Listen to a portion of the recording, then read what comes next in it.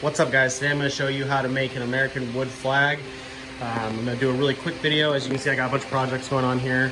Sorry it's been so long since I posted another one. We're going to be using these 1x10s. This is a little bit shorter. I just have some extras. So I'm going to try and make this video as quick but still as descriptive as possible. First step is we're going to cut these down into 1.5 inch strips that are 37 inches long. You should end up with something like this. Okay, so now I have my 37 long 1.5 inch pieces. So now all you gotta do is go through and sort out which ones you want to make your flag. You should need a total of, why am I spacing? 13? 13? Let me count. 1, 2, 3, 4, 5.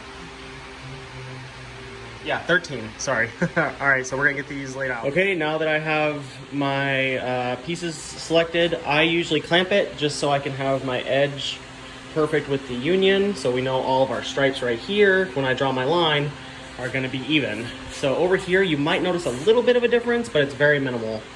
So I'm comfortable with that. There's a little one right here that's a little bit shorter, but that one's can be adjusted anyways. So all you got to do now is go over here, get a pencil, and then just draw a line right here to mark your union. So we'll do that and then we'll be right back. From here, all I did was go ahead and tap some razor blades in along that line to give the separation from the union and the stripes. Below that, you'll see that I've burned some of the stripes. I'm going to do the same thing to the union. Oh, almost dropped it. I'm going to drop it. I'm going to do the same thing to the unions. I'm going to burn the entire thing. So we'll get back once we get that, and then we'll get into staining it. Okay, so now we're at the point of staining. So what I'm going to do is I got navy blue for the union, and then I've got barn red for the red stripes and the other side right here. Just apply a nice even coat, wipe off the excess, a little bit of tip, make sure you get the ends of the ones that are colored on each one, and get the top. So like down here, you'll want to get, I think that's all I've got. So I'm going to throw some gloves on, get these painted, and I'll show you what it is. By the way, just to show you, it's I usually use a wood finish, obviously, semi-transparent. For those of you that don't know the difference between semi-transparent and solid transparent, whatever it's called, is semi-transparent, you can still see the wood grain. If you use a solid one, you're not going to see the wood grain. So for example, if you use a solid transparent on this and you painted barn red over this, you probably wouldn't see I don't know if you really see the burn, but I know you wouldn't be able to see the wood grain. So, but with this semi-transparent, you'll be able to see all this. So that's why I make sure I use a semi-transparent. And then before I forget, I gotta remember to burn these too. So I'll show you what it looks like when we're done. Okay, so here we are, a little bit of a distance. It always looks funny at this stage. I'm always like, man, don't know if it's gonna turn out very good. But once you put all the pieces together and get it all joined up, it's gonna look really good. It's optional if you wanna add a second coat of blue. I don't think I'm going to on this one. This one looks dark enough and I like how some spots are a little bit lighter. Other than that, like I said, just make sure you get the bottom section right here. Each one that was red, I got the red on the ends. The white you leave blank, or white, and then the top red, and I separate it in half by the blue. Usually I have to go in and touch up right there, so you can tell that I'm gonna have to.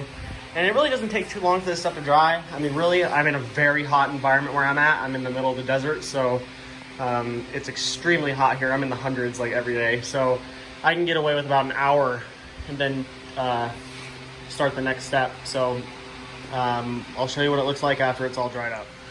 All right, guys. So my camera kind of died and I was on a time crunch for getting this one done.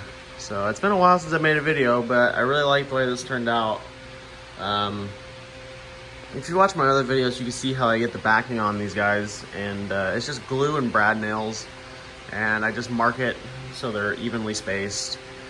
And then from there, really, it's just dremeling. I have this flex shaft piece, then I use the smaller bit for outlining the stars first.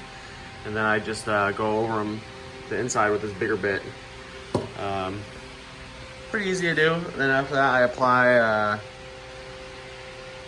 polyacrylic, or I've actually recently switched to this polyurethane crystal clear gloss.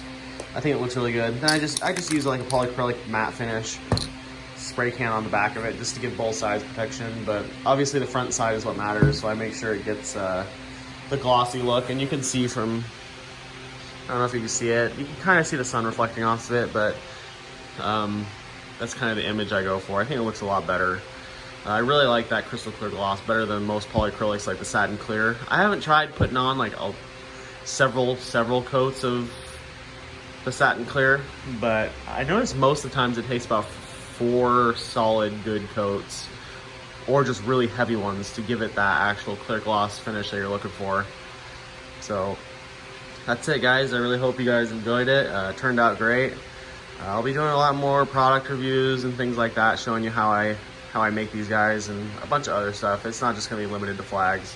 So I hope you guys enjoyed the video. Please subscribe, and we'll see you guys in the next video.